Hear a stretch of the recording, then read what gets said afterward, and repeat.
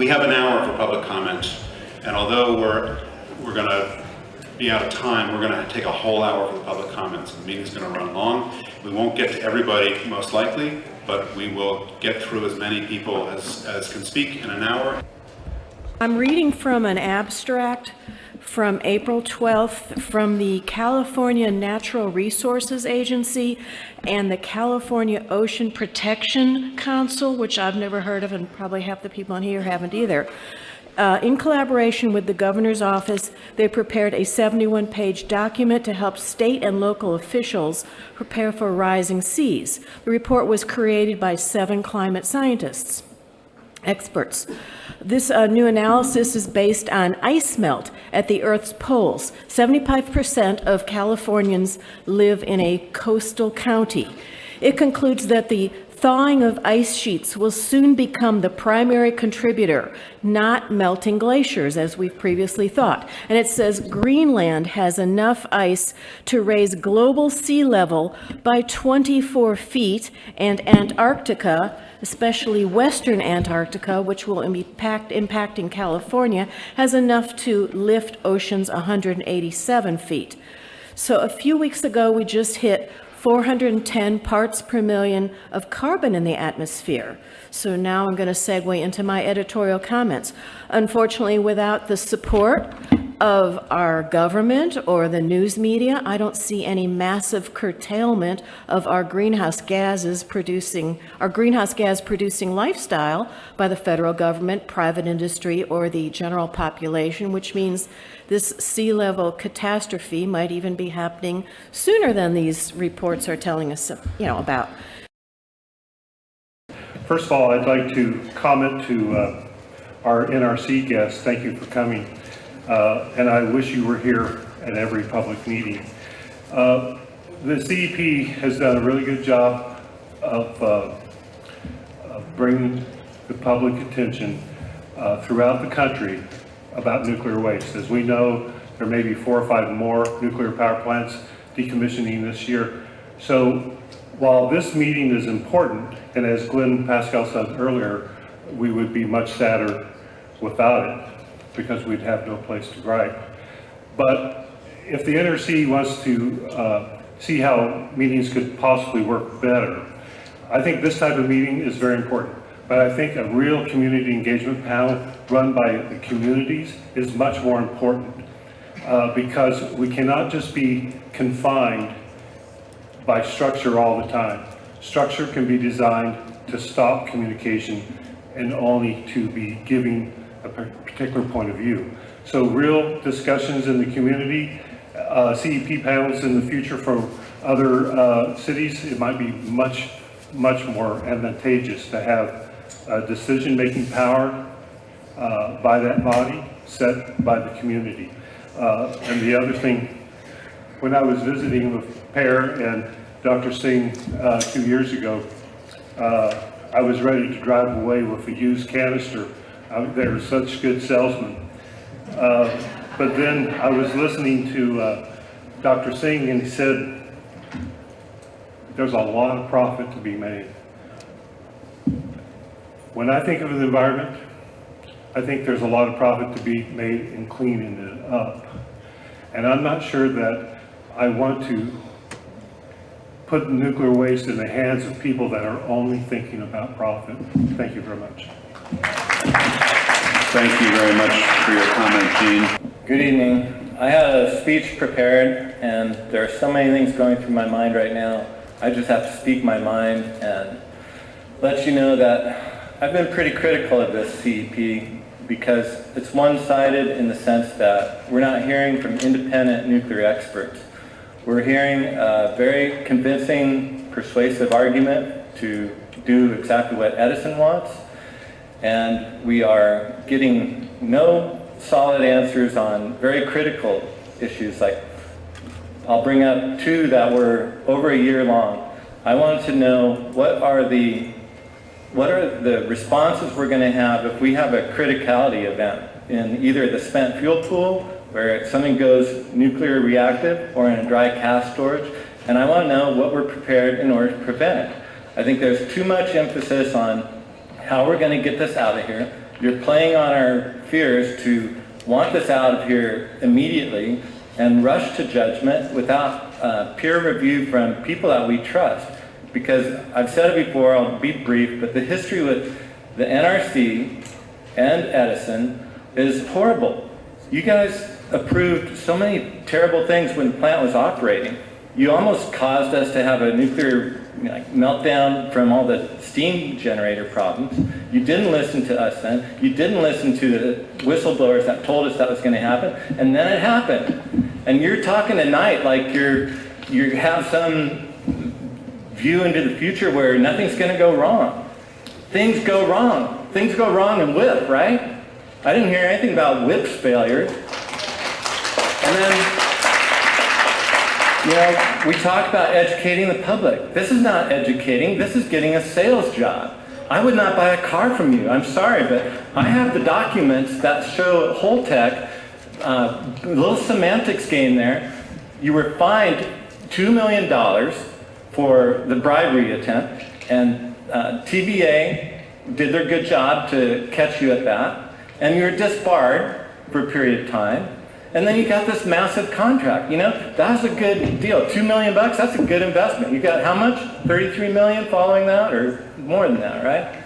It's just obscene that we're listening to for-profit only, and we're not getting independent experts telling us that, wait a minute, maybe we shouldn't rush to take these steps, and I don't even pretend to know what the right steps are. All I know is the people that helped us through the steam generator project are not being consulted now, and I think the $2 million that Dr. Singh said he would pay if we proved that he was lying, which I think I have the documents right here that prove you're lying, except it's an administrative fee instead of a fine. You take that $2 million and you fund an independent panel of experts that we trust, and we'll get some answers that we need right now before we make a critical mistake. I'm tired of this. You guys are reckless, and you're misleading the good people at CEP because we don't have that extra input. So let's get on it. Let's do it right. We're setting the example for the nation. We got to get this right. Thank you very much for your comment.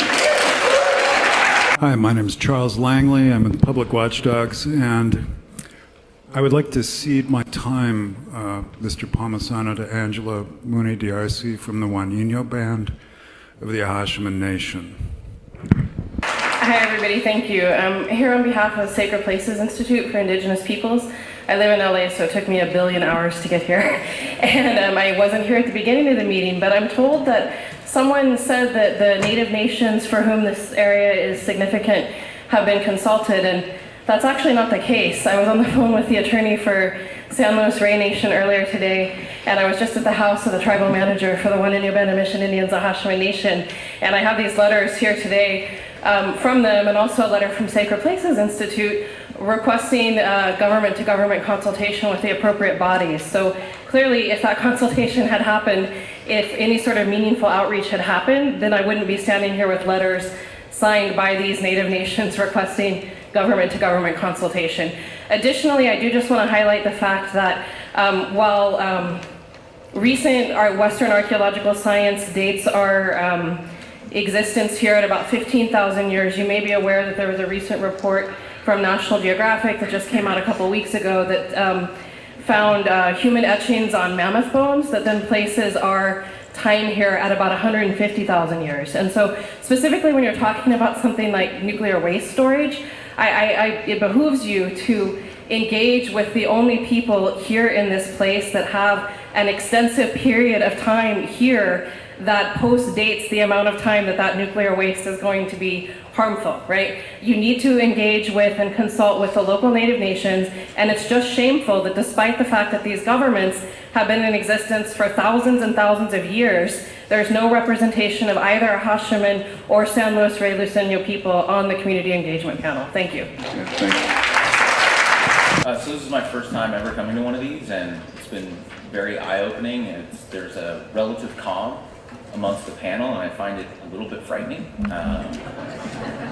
Sorry, first time. Bob, Yes. the floor is yours. Thank you.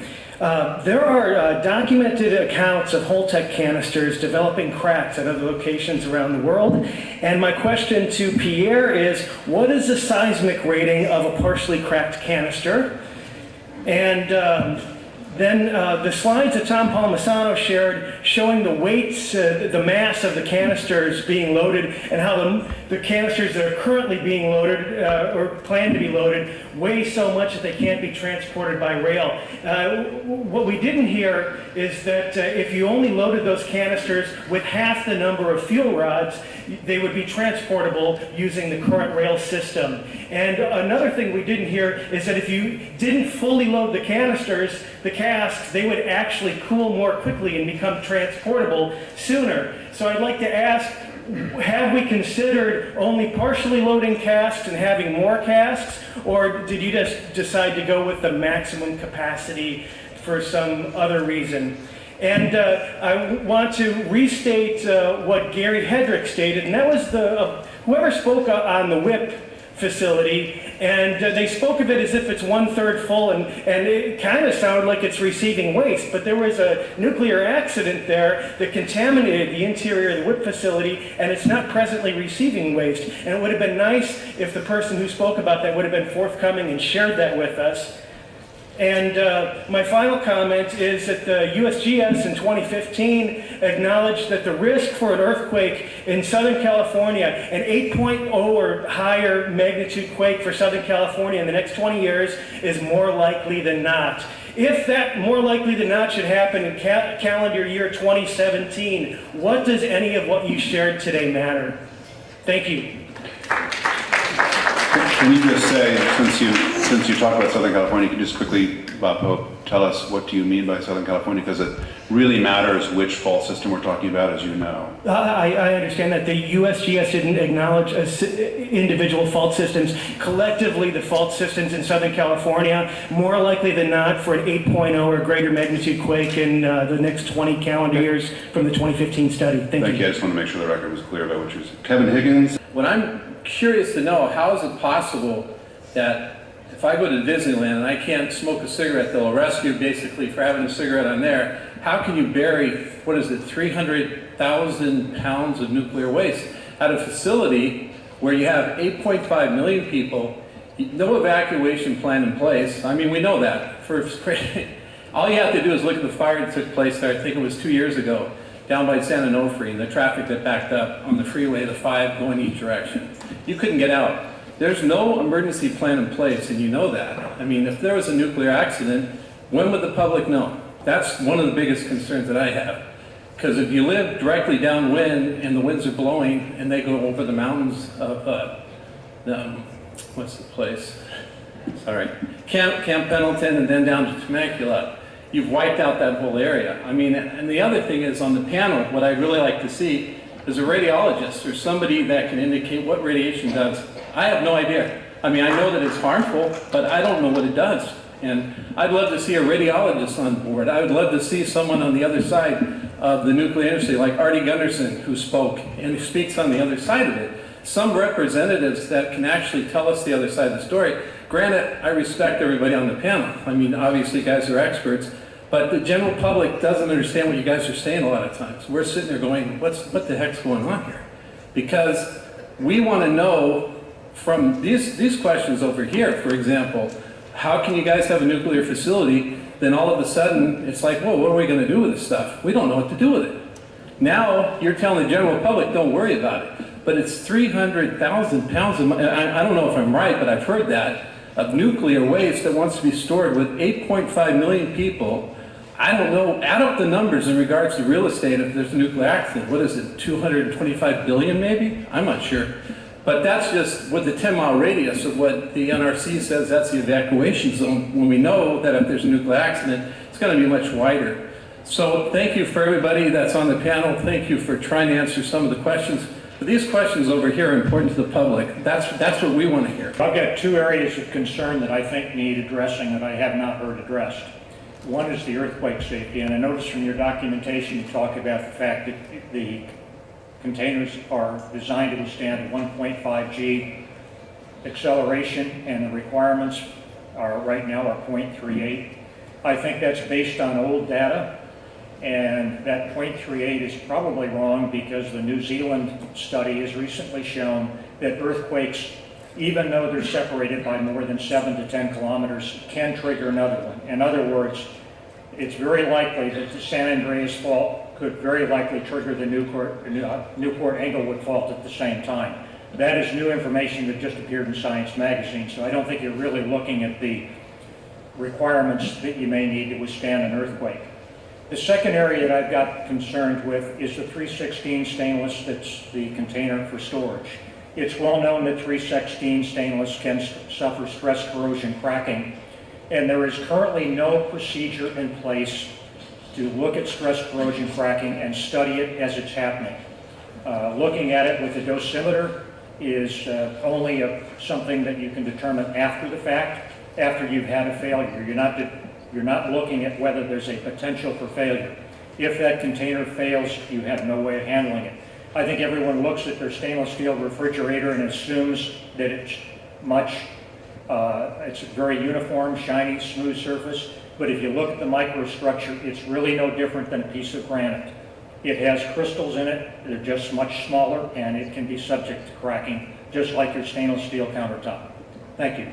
I'm really glad that somebody from the NRC is here, because when Edison applied to the NRC and got massive emergency planning exemptions under the auspices that the plant was closed and the risk of a radiological accident was low, other than Edison making that claim, what proof or what professional risk assessment was ever conducted?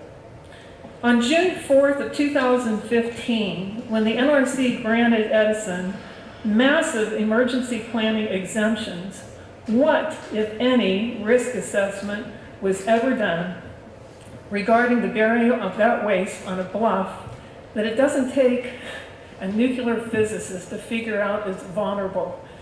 The California Coastal Commission, the very agency that granted that permit, is requiring the coastal communities all the way up the coast to do sea level rise studies. Del Mar finished theirs last year, and one of the recommendations was to relocate the rail line. So, I want to know exactly some answers to those questions in terms of why would we even be considering putting this on a bluff that everybody knows is about to crumble? And why in God's name would you grant exemptions for emergency planning and change an emergency plan and not even talk about that in a community engagement meeting? So those are the answers that we need. Those are the questions. Thank you for your comments. Well, a lot of this has to do with long-term planning that Pam raised up. The record is abysmal in long-term planning. If we go back to the last century, let's take an example. The whole nuclear industry was founded on the principle that it's all going to disappear by 1998. That was really terrible planning. And then they raised it again. Now, listening to some of these slideshows tonight, I see long-term planning and what's happening. One of the things that doesn't happen is you don't anticipate the unanticipated. 2 days ago, what happened at Hanford?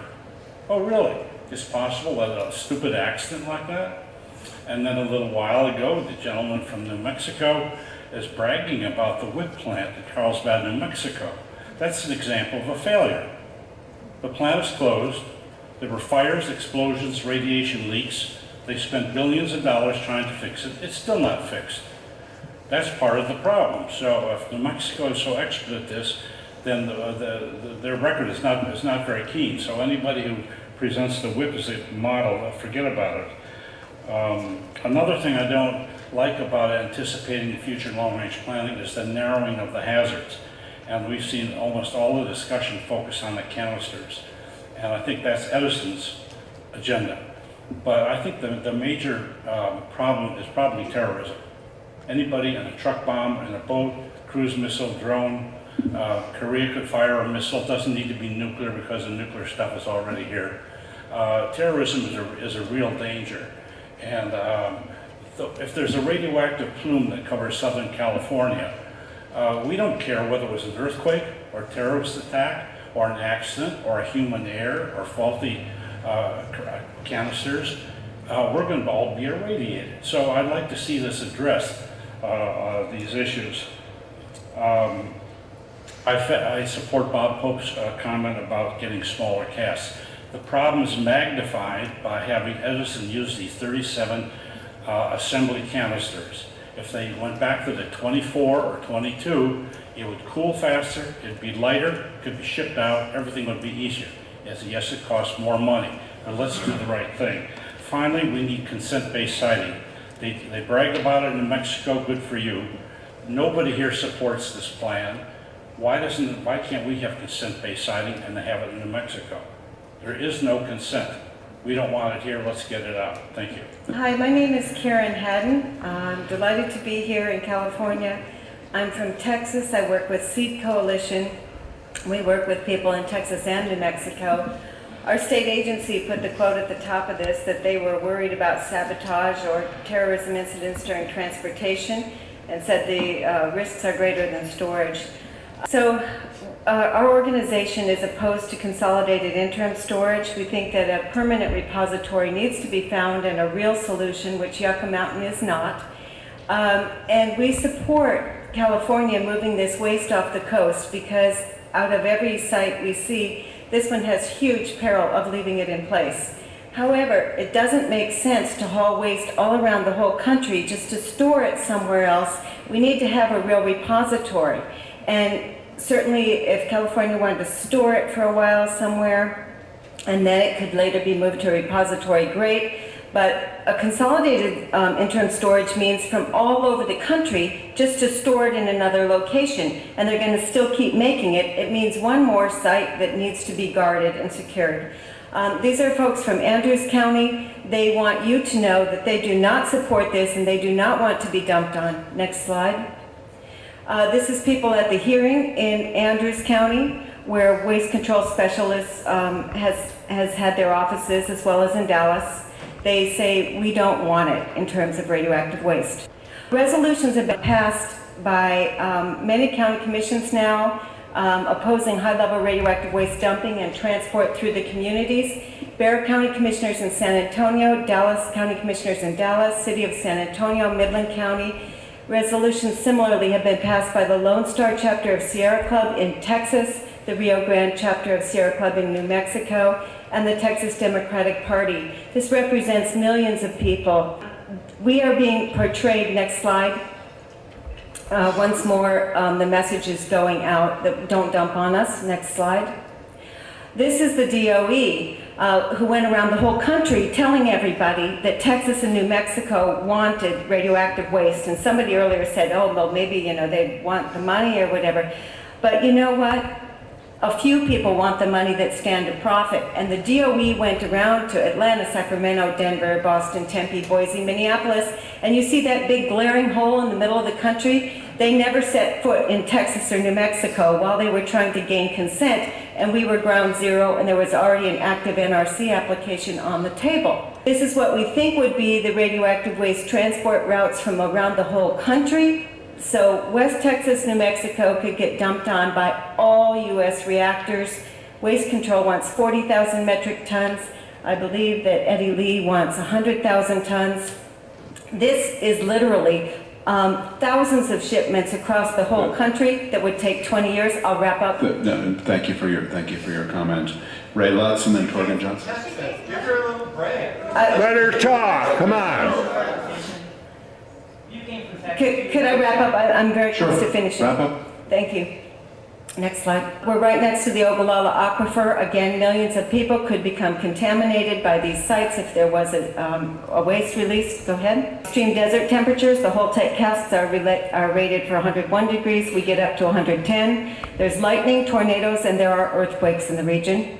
That train wreck was 2 trains head-on, 65 miles per hour. This stuff is pretty risky to put on trains. Accident impacts can result in fatalities and so forth. What should be done? Don't move the waste twice. Don't use consolidated storage. Set a repository first. And if you set up consolidated storage, all the pressure is off for the real, I'm wrapping up, All the pressure would be off for a real solution, and the waste casks would bake and crack and be stuck in one site with no political pressure to ever find the right solution. We could have a massive contamination that would affect our entire country for decades and millions of years. Thank you for your comment. Ray Lutz is next, and then Torben Johnson. Hello panel, my name is Ray Lutz. I'm with Citizens Oversight, and I have some questions first to pose. The DOE and the NRC published a generic environmental impact statement, but the concept that I understood was that it would be reviewed to make sure that it fits with local conditions. Has CE prepared a specific environmental impact statement regarding the ISTC? Secondly, Palmisano says the fuel canisters can be shipped relatively right away. How much experience do we have in actually shipping these specific canisters, or is it all just theory? I note that Allison McFarland, when she was here, said it would take 45 years before the canisters could be moved. This is a critical point because it appears that the canisters do not need to cool substantially, according to Palmisano, and they could be moved immediately to the storage location if we can find it. But we need to resolve that question. Thirdly, we notice that the new ISTC is located directly over the old Unit 1 reactor site. Has the radioactivity of the Unit 1 reactor been cleaned up, or is the location of the ISTC a convenient way to cover up a very contaminated site? And that would explain the ridiculous place that it's being located. Only 100 feet from the water. The reason it's there is probably because it's a cover-up. Thirdly, one issue with CIS is who has the liability for the waste. Because they don't want the liability. Who has the liability? And I understand this is a key issue. Suggestion, NRC inspection report should be posted on the Songs Community website. Now, as you know, Citizens Oversight has sued the Coastal Commission and the indisputable additional party of Southern California Edison, and we're in talks about this. We do not want this site built. It looks like now we're very, very close to having a solution. The fuel pools, if you ask a nuclear person, are very, very safe. In fact, the nuclear plant is very, very risky, and the fuel pools, by comparison, are almost not risky at all. Thank God the nuclear plant isn't running, because that was our largest risk factor.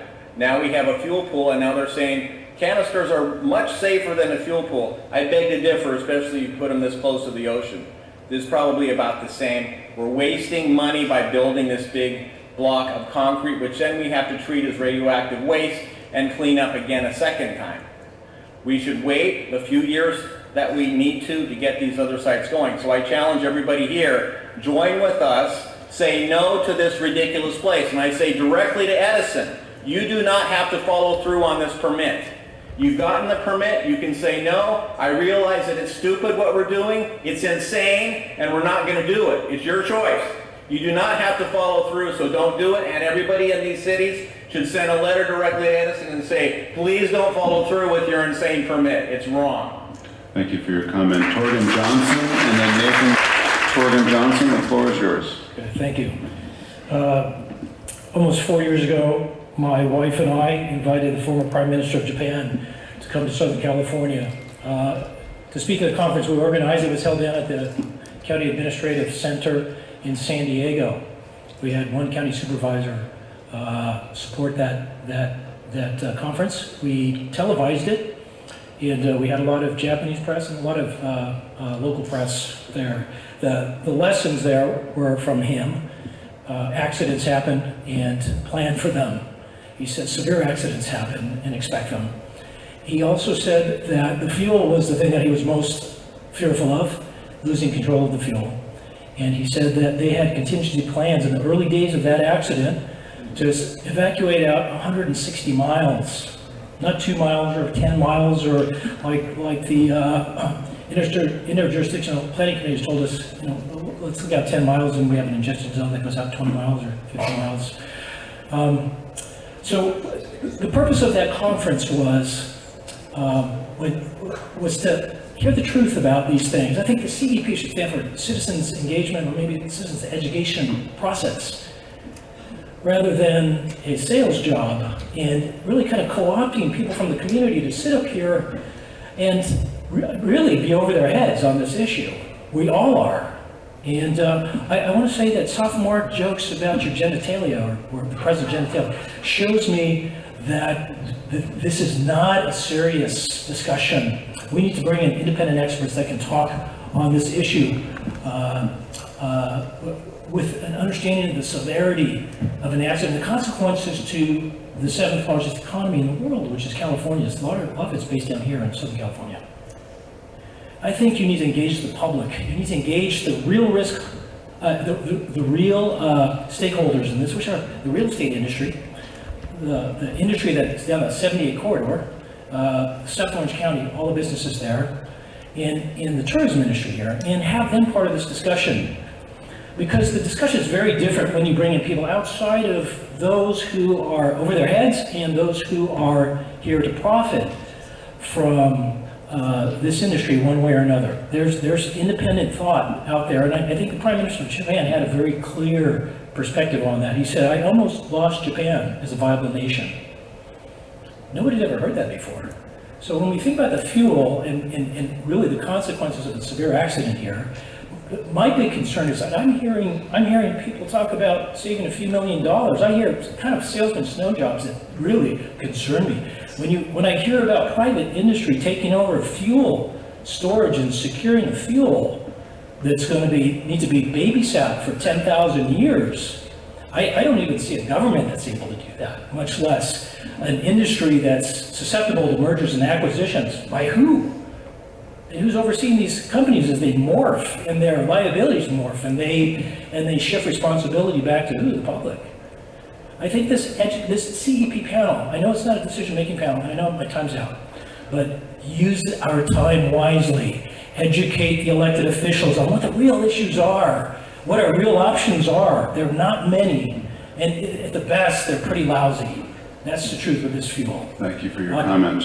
And I just want to say one thing about consent. There has never been consent in any aspect of this power plant. And now the storage of the fuel is, again, there's been no public consent on that outside of maybe Tim Brown. I think he's the one person who consents to this thing. But I think outside of that, I think the rest of us are really kind of worried about what we're looking at going forward with this fuel being left on the beach indefinitely. Now that I know that you put all the answers to these questions onto the website, I would really appreciate your putting in a very complete report on why Yucca Mountain is not a viable place to store radioactive waste. And I can provide you with lots of those reports. It's not a political thing. It's a technical thing as well. It's not conducive for the requirements of storing radioactive waste. So that's one thing. The other thing is, I want to echo everybody else's comments about the lack of sincere thinking about this problem. It does, I know maybe that's all you're capable of. I'm sorry to say that, but it doesn't seem like you are thinking in terms of contingencies, of the prior problems that have occurred all over the world with nuclear technology. It just doesn't ring true. The CEP panel does not seem to be grappling with reality. It would be also very helpful, I think, to have on the website reports of other disasters that have happened and what for instance, the Fukushima disaster in Japan. There was a commission by the government created, and it said that this was a human-caused disaster because there was such collusion between industry and government beforehand to not consider the problems that could occur. So it would be helpful to have on your website that report, for instance, as well. Thank you very much. Thank you for your comments.